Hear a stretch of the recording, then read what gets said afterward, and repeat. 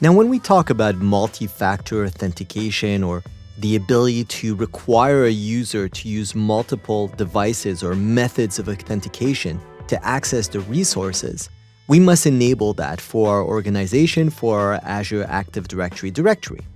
Now, in order to do that, we actually have to use the old portal.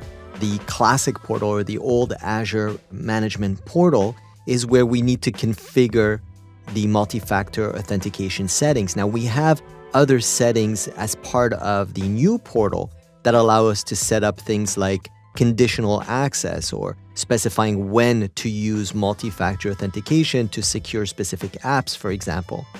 And also to deploy MFA server or multi-factor authentication server if we have hybrid coexistence or if we have an on-premises Active Directory that we want to secure using Azure MFA multi-factor authentication.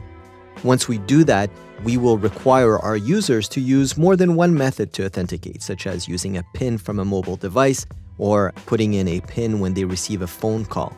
So to do that again, we'll have to go into the classic portal at manage.windowsazure.com.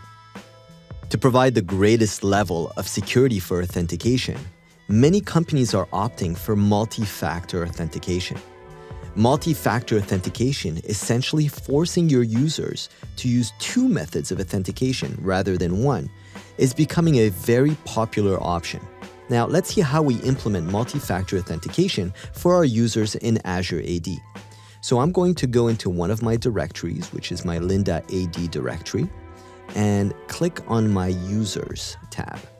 As soon as I click on my Users tab, you'll remember that I have two users in here, but only one user that truly belongs to this directory. My administrator account or my global admin account is part of another directory, my NetLogon Travel directory.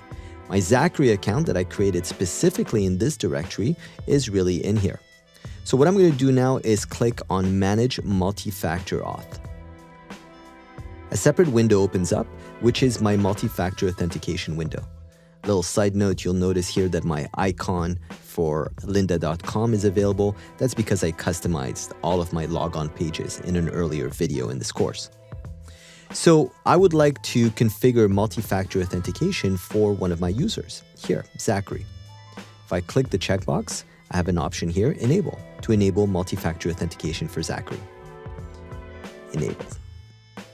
And that's it. He is now enabled for multi-factor authentication.